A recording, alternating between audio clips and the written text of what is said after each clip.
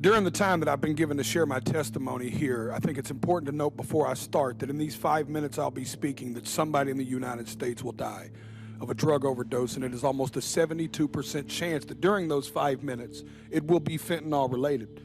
My name is Jason D4, but to most I am known as Jelly Roll. It is important to establish earlier that I am a musician and that I have no political alliance. I was speaking outside to the media, and I gave them a statistic that said 190 people a day overdose and die every single day in the United States of America.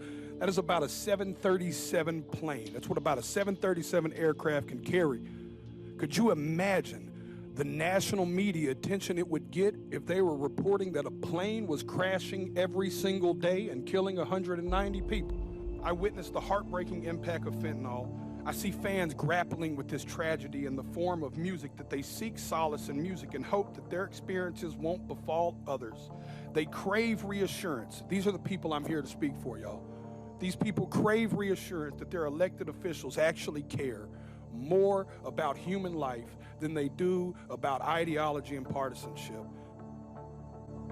Welcome back to Outside Counsel. I'm your host, Jeffrey B. Simon. We welcome back a season 1 favorite, Christy Couvillier. Last season shared with us the harrowing story of losing her son to an accidental opioid overdose. On this episode, she rejoins us with an inspiring update on the real-world impact of her work to help people suffering from opioid addiction get into treatment and reach a lasting recovery. By turning her heartbreak into a mission to help others, Christy became a lifesaver for many and an inspiration to all.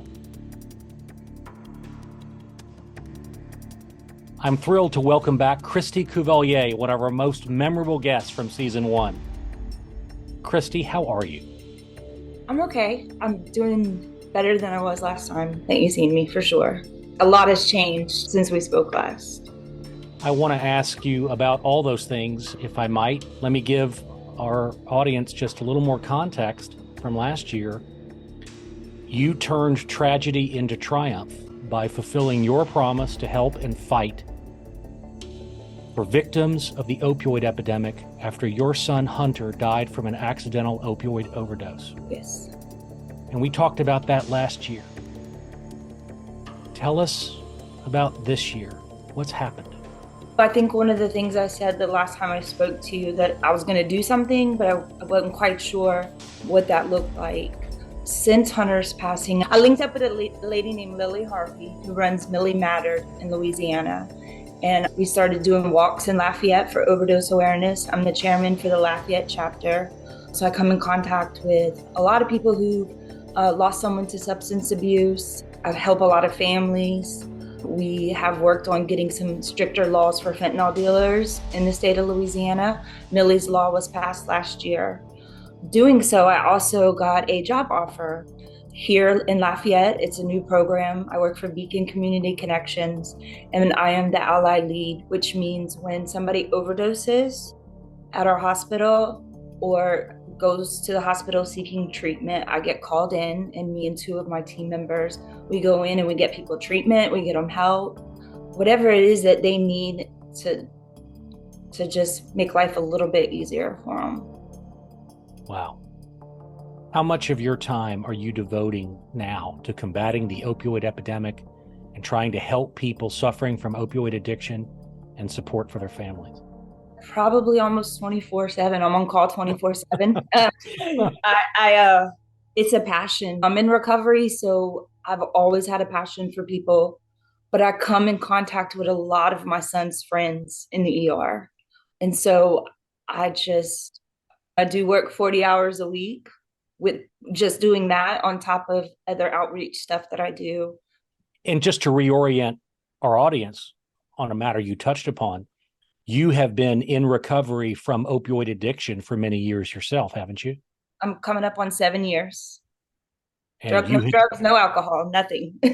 Wow. Congratulations. Thank you. And you had developed a prescription opioid addiction after an injury for which you were prescribed oxycodone by a doctor, right? I had some kidney stones when I was younger. And so that really started the prescription. And then when I got married and had kids, I thought it was better to get a prescription versus off the street. So I went back and forth between prescriptions and street drugs for till 2016. How often do you see that now in the people you try to help? I see so many people. I recently came in contact with a gentleman who was in his late 60s that overdosed, and his addiction started with a horse kicked him in the face and he got prescribed opiates. And then when he healed from the injury and they took it off, he was addicted. So he just went to the streets. Heroin. Yeah. I'd like to talk about some of your work with Millie Mattered and the legislative initiatives that you all succeeded in getting made into law, as well as your work with Beacon. With respect to Millie Mattered, what services do they provide? Lily, I actually met Lily. Lily is also in recovery, and her daughter took a press pill for a headache and didn't have a substance abuse history or anything. She just took something for a headache. And that's when Lily Harvey started doing advocacy walks. And that's when I met her. I met her and I started doing the walks with her and supporting her just because I was an addict in recovery. But I had no idea that I would be back as a mom with my son on the banner. I believe her daughter was the first case in the state of Louisiana that ever was prosecuted for a fentanyl dealer. Wow. I believe it was 25 years he got. And she does amazing work. She goes all over the United States. She has a little RV with all of our kids' pictures on it, and she just goes all over. And I believe we have 14 cities that we do walks in Louisiana. It's a beautiful thing. It's tragic that we have to have it, but it is so amazing to connect with families who are in the same situation. People, they learn about you having a child that passed away and they have condolences and oh my gosh. And then when they hear what happened, it's like their whole attitude and face changes on how they view us. And what are the objectives of these walks? What services do they provide? Just mainly anytime anybody needs help with treatment, we have several people. Usually for treatment, she'll get them in contact with me. She's real good at helping the families that have their kids still in active addiction. We have 3 ladies in Lafayette, me and 2 other girls. And one of the ladies, she gets on the streets and hands out Narcan. Actually, I just was told that overdose is actually going to go down this year for our parish. But we do a lot of Narcan, just boots to the ground, handing out Narcan to homeless people, to just any and everybody, and educating everyday people on the importance of carrying Narcan. And Narcan is an overdose rescue drug, which reverses the effects of the overdose if administered in time, right? Correct. And hopefully after the overdose, they'll end up at the hospital. And that's when I get called in and I meet them at the hospital and just try to just build a rapport with them, let them know that they're not alone. And I'm not there to judge them, and that I know what it's like to be the addict in the hospital. And I know what it's like to be the parent sitting next to them with their child. Because if we can't save a patient's life, we can't then lead them into a path for recovery. It's essential, isn't it? Absolutely. Narcan enables breathing. That's all it does, is just let somebody breathe until hopefully that they can seek some kind of recovery. It doesn't hinder that. I don't believe that it's a crutch. Some people have different thoughts and views on that, but it only enables the addict to breathe. That's it. And if the addict doesn't seek treatment, eventually they're going to die. You have to actually treat the problem. I want to make sure I get the name right. Was Lily's daughter Millie, and it's Millie Mattered? Yes. Her daughter's name was Camellia. I think Camille, and they called her Millie. Yeah. Beautiful name. Yeah, she looks just like Marilyn Monroe. Just picture Marilyn Monroe. That's who she looked like. She's so beautiful. How old was she? I believe she was early 20s. Oh, gosh. Very early 20s. Like Very Hunter? Early. Yeah. Yeah. What you're describing in Millie's case is a phenomenon now, unfortunately, that's all too common, which is it's not just people who are addicted to opioids who overdose. It's people who aren't and just take the wrong drug. That is, they don't know it's laced with fentanyl, right? Correct. Right. And Millie, I assume, thought she was taking a prescription pill for a headache. Is that right? Mm-hmm. I And think it a was lot a counterfeit drug. And it was a counterfeit drug laced with opioids. Yeah. Wow. I'm sure you've seen the statistics that now almost 5 in every street pills in America contain fentanyl. It's everywhere. It's in everything. Here in Louisiana, we're seeing it. We just had a little boy that was 2 years old in the town overdose on fentanyl. Like, how senseless, from simply coming in contact with, and babies put their hands in their mouth, and 2 years old. It's just, it doesn't discriminate who it affects. Have you seen or heard the data point that we now already have enough illegal fentanyl in the United States to kill every American? Mm-hmm. I think multiple times too, Right. I think it's just education, education is important. I come across so many people who are in active addiction and still are very unfamiliar with what fentanyl is. The amount of times that I come across people that, no, I couldn't have fentanyl in my system. Well, you tested positive for fentanyl. That's the only thing in your system. You don't have any opioids. So that pill that you took did not actually contain any opioid. But I seen my friend take it out of the pill bottle. Like, people are so uneducated, and just, if it doesn't come directly from the pharmacist to your hand, you can't trust. And your friend is not intentionally probably trying to hurt you, but you don't know where that came from, what it came in contact with. If it's not your prescription, don't do it. It's not worth it. It's like Russian roulette with your life every time you take something. You're wearing the shirt Beacon, and you mentioned that you're doing work with them. Tell us about that group, please. Beacon actually started off with peer navigators to help people that were in the hospital and just eliminate some of the elderly clients from going back into the hospital. And then in January, they launched the Ally program. It's a copycat off the Bridge program in California. I don't know if you've heard the California Bridge. Our audience may not have. Tell us about it. It's, well, just meeting people in the hospital. And one of the things here that we do locally is doctors, in order to give a client or patient Suboxone in a hospital, they had to have all of these regulations and rules.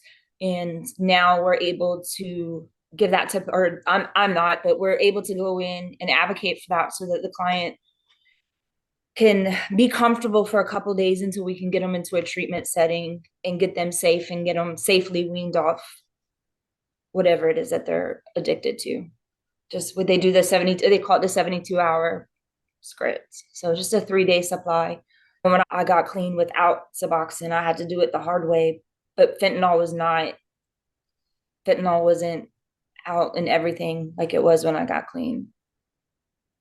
And Suboxone is a form of medication-assisted treatment where patients suffering from opioid addiction are receiving, as prescription treatment, small amounts of an opioid for the purpose of controlling their cravings and withdrawal symptoms that would otherwise force them to use, right? Absolutely. It's sometimes people will be on Suboxone for a little bit and then decide later to get off of it. Ideally, we like to see them get comfortable until they can get into treatment. But everybody's recovery journey looks different. There's been a lot of debate in the addiction treatment community and in the pain community about what the benefits are or aren't of medication-assisted treatment like Suboxone. Some caregivers and patients say, hey, without Suboxone, we can't keep them in recovery. They'll use. Others say, you're really just trading one opioid for another, and you're not really fixing the underlying problem. Where do you come out on that? I came out as, before I lost my son, I was very against Suboxone. I thought it was trading one thing for another.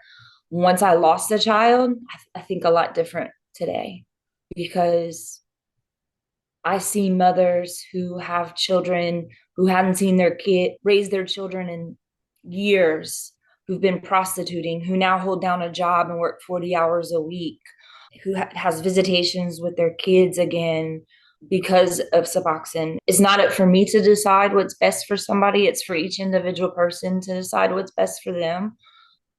But I was very biased at one point until I lost my own son. Hunter, from all accounts, was not using again. Everything that I've been able to find out, he had just started using when he died. However, I know my son, and it would have probably spiraled him right back into full-blown addiction. So I'd much rather my child have something that's safe from a doctor, that's being monitored by the doctor, versus going on the street and buying something and dying, because they can't ever live sober or clean lives if they're dead. You can't recover from the grave. That's it. Wow, you can't recover from the grave. That's right. And perhaps it's not a one-size-fits-all treatment protocol. I mean, it's really important as part of the post-detox recovery period. And for some, maybe it is necessary lifelong maintenance. And for others, perhaps the Suboxone or other medication-assisted treatment doesn't have to be a permanent feature. I'm not a physician, obviously, but I get the sense that it depends. Yeah. I don't know a mother that would say otherwise. My thinking's changed a whole lot since losing my son and seeing people struggle. Like, I see people that come in and out and they can't stay clean, and they're coming back in and they're just beat to death from the streets. And then they get on a Suboxone maintenance program and life looks different for them. In what other ways has your thinking changed since you've gotten so active in recovery programs to help others? I just really try to be kind and compassionate, more compassionate to people than I was before. I see an addict or an addict, I stop and talk to all of them. Anytime, I was just a couple of weeks ago, I went to the library and got somebody into treatment, like in the library parking lot. That's amazing. Because that's Good somebody's for you. child. That's somebody's Right. child. And just because my child's not here does not mean I'm not going to celebrate your child. It doesn't mean I'm not going to help your child. Hunter's purpose was his death. His purpose in life was his death. He's impacted so many people. And to this, tomorrow will be 18 months. And I still get messages on Facebook from strangers that just tell me how beautiful his story is. I feel him with me all the time.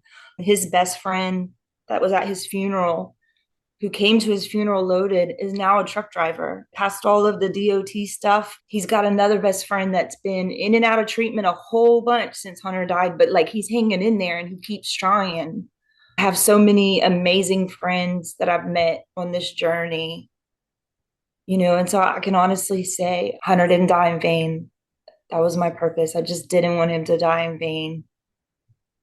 Well, that's true in 1,000 ways I know of, and probably a million I don't. Just to contextualize that point, you wrote in your son's obituary that you wanted news of his overdose to save lives and to ensure that his death not be in vain. You're succeeding in those objectives, aren't you? Absolutely. Absolutely.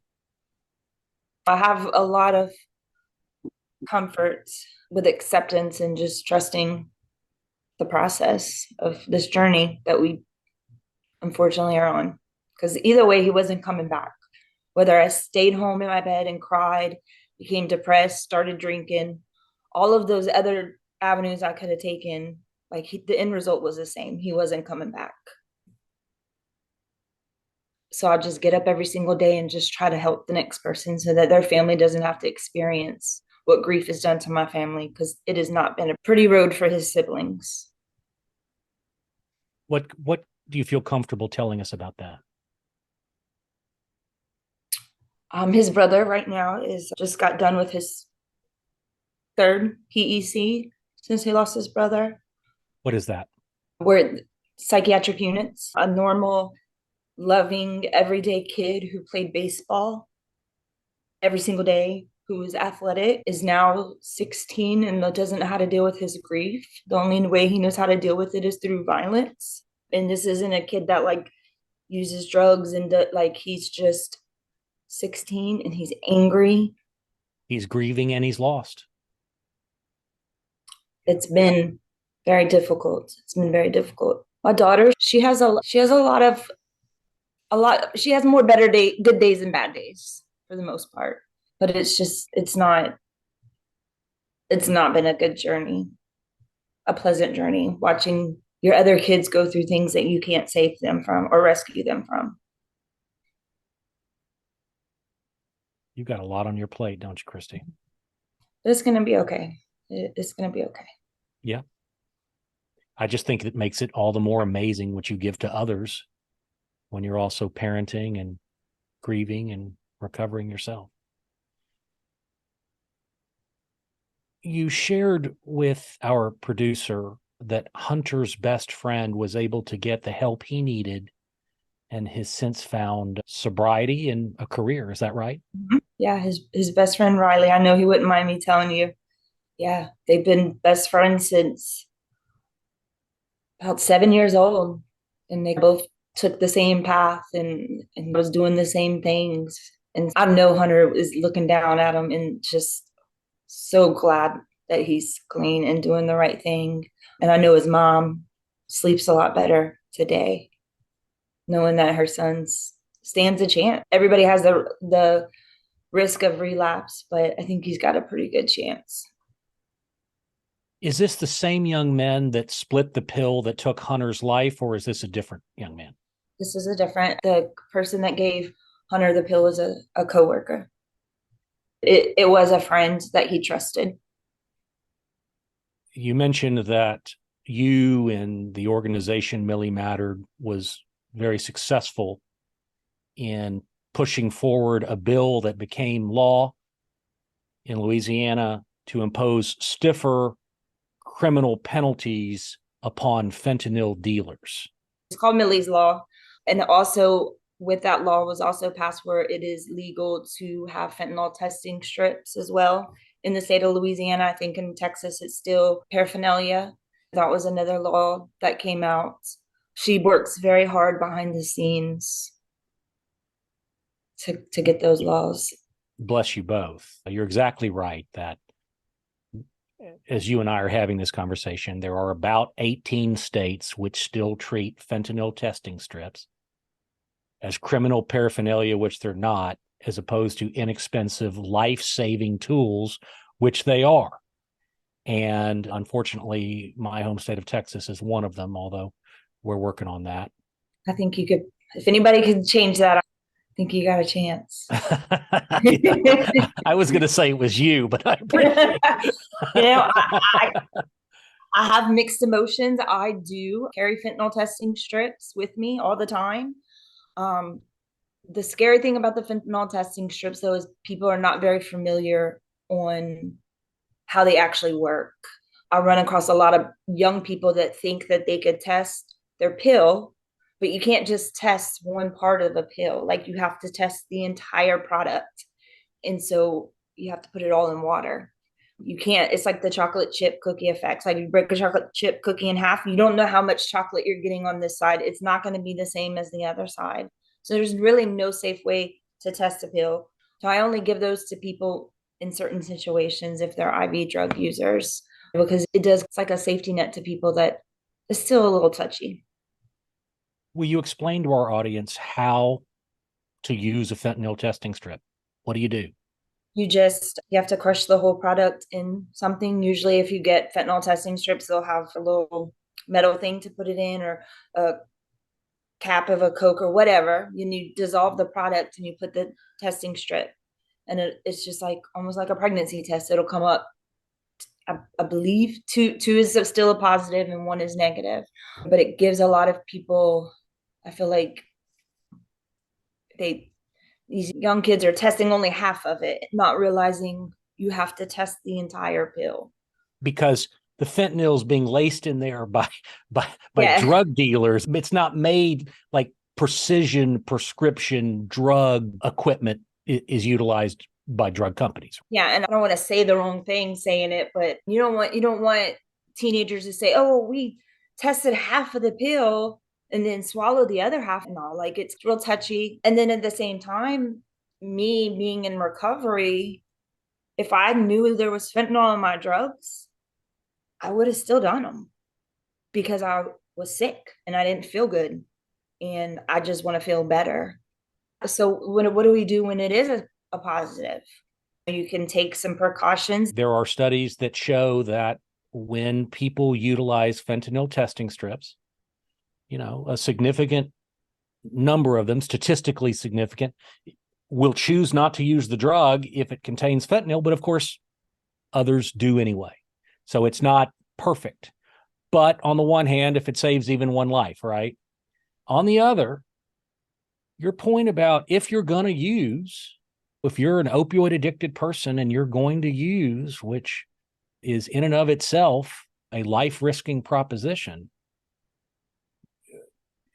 don't do it alone. Explain that. Just use with somebody. Most people do use, or let somebody know, hey, I'm taking this and it possibly could contain fentanyl. Can you watch me? Just don't let people use alone. I know people probably that don't understand are going to think, well, like, that's just telling the addict to use. The addict's going to use regardless. You're not going to stop them. 7 years ago, when I was still actively using, I was saved because of Narcan, and I went to the hospital and I was given another chance. In that moment, there was probably a lot of people that said, just let her die. Like, she's not going to stop getting high. For whatever reason, that time, I did stop getting high. And 7 years later, I'm able to help other addicts and help other families. So don't discredit the addict, because you don't know. Today may be their last time using it. Tomorrow they might go to treatment and change the world and turn around and help your own child one day. In your experience, there are very real misconceptions about opioid addiction. We've talked about that. What are they now? Nobody wakes up and just says, I want to be dependent on this drug, or whether it's opioid or something else, alcohol. Because the drug scene has changed so much, a lot of people, they just don't realize it. Fentanyl 6 years ago was for IV drug users, heroin addicts. But today it's in everything. Hunter's pill was an ecstasy pill that had fentanyl in it. It's now in cocaine. It doesn't matter. There's not a safe drug. It's being put in THC. They're finding it in like the vape cartridges. Like, nothing is safe. Nothing at all is safe anymore. One try, you'll die. It's just that plain now. Our kids are supposed to learn from their mistakes, and they're dying from them. I was a drug user for 20 plus years. I didn't know anybody that died. I knew a couple of people that died from like impairment, or their heart gave out on them from doing too much cocaine over the years. But now I watch my daughter, and I see people that 18, 19 years old use one time and die. There is no do-overs. How do we deal with this dilemma, the one that you described so plainly, which is, imagine you've got a family where the son is become addicted to heroin, and you've got a parent who says, you cannot use heroin in this home. First of all, I won't tolerate it. Second of all, it's a crime, and it will not happen here. But on the other hand, if you send that young person out, they're going to use anyway, and they might use alone. And if they overdose, might not be anybody there to administer the Narcan. How do you talk to parents about that problem? That tough love situation. Yeah. It's a fine line, and it's hard. All I can say about that is, regardless of what my opinions or views are, just do whatever you can as a parent, what you're comfortable with. But I will say, if you baby the addict, you will bury the addict. That you have to just continue to insist that they get into recovery, do everything you can to help them understand their addiction, but don't enable it.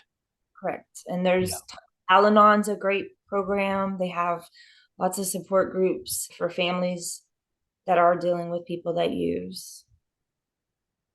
There might be someone listening or watching this conversation who thinks that their loved one might be suffering from addiction, but isn't sure.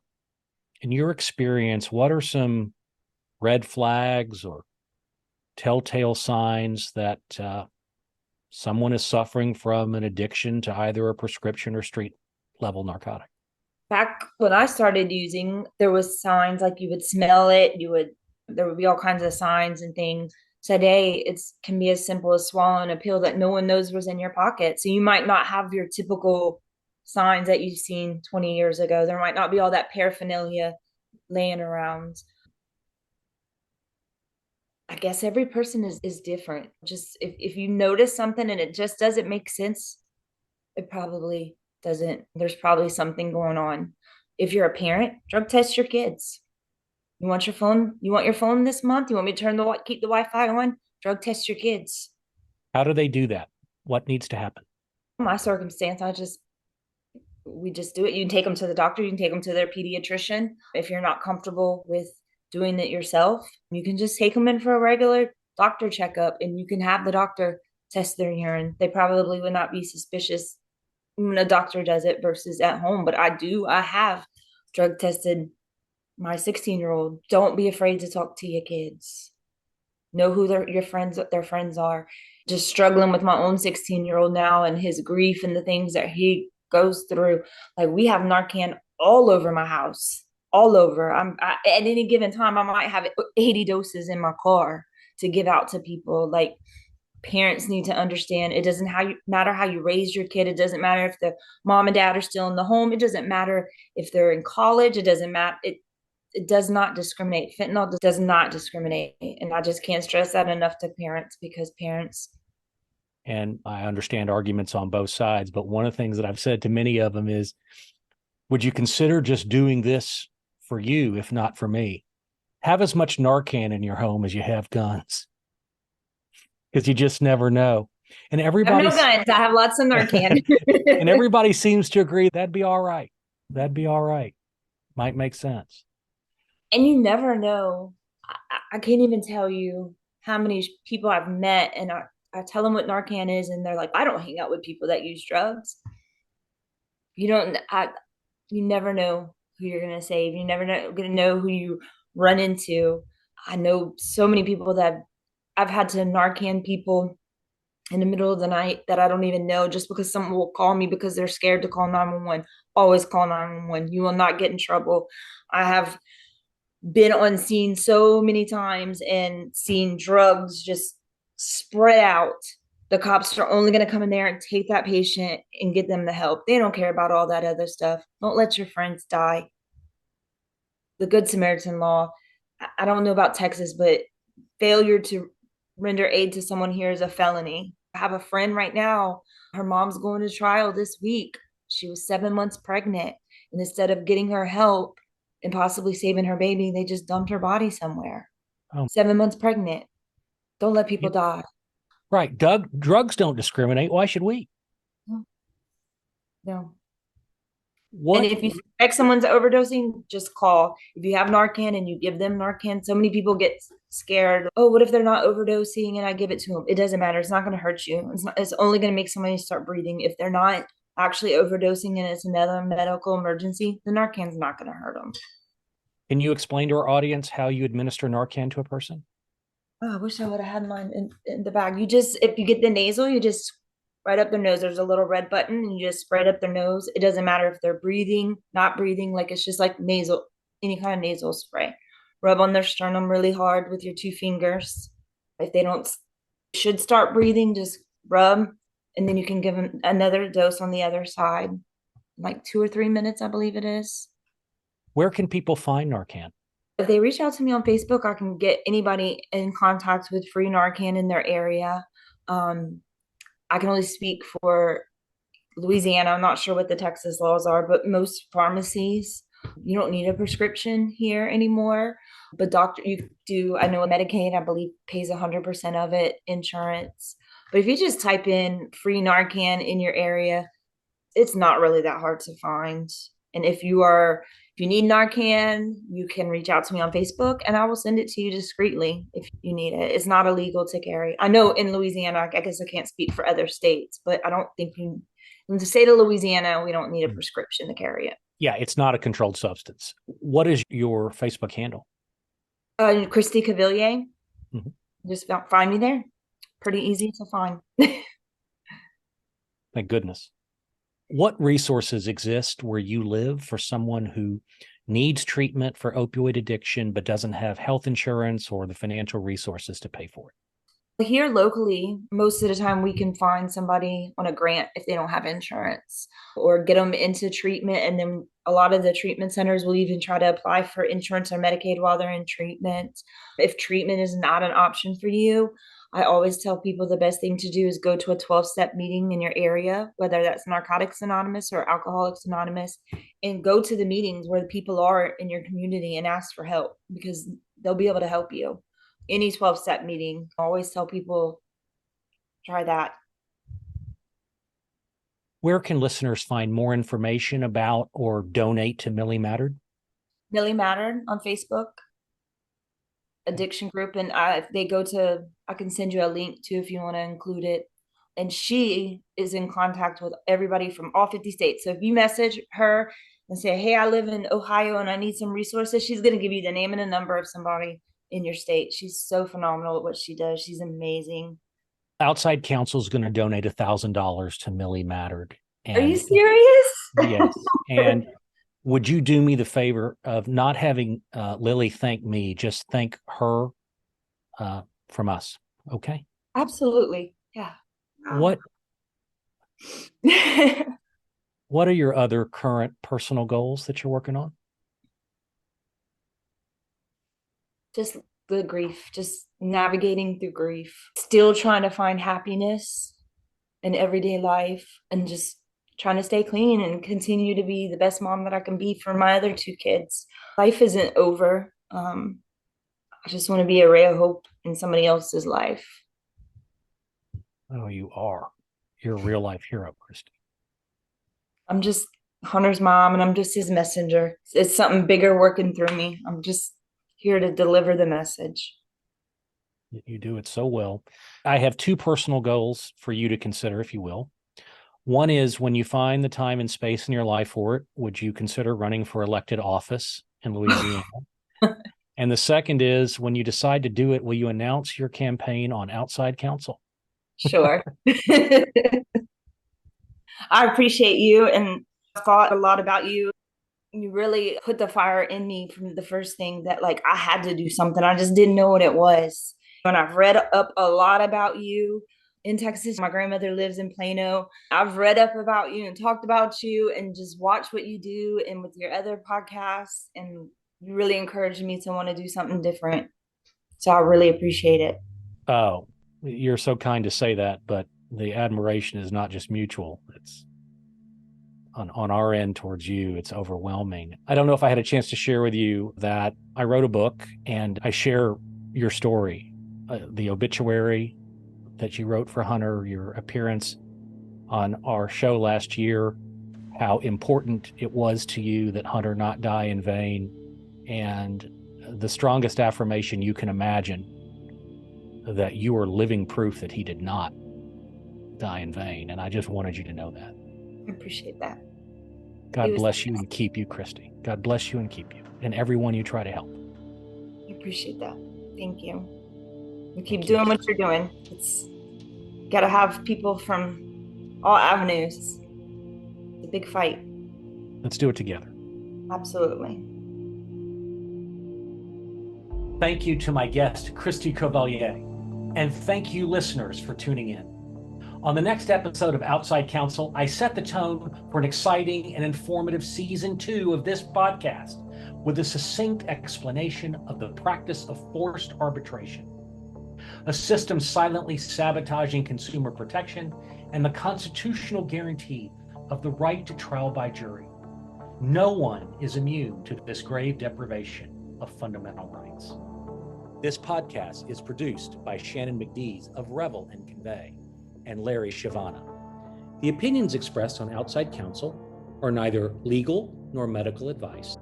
The views and opinions expressed in this podcast are those of the speakers, guests, experts, and/or host. They do not expressly nor necessarily reflect the opinion of any institution with which I am or ever have been a member and should never be attributed as such. Thank you for tuning in to another episode of Outside Counsel. I'm Jeffrey B. Simon.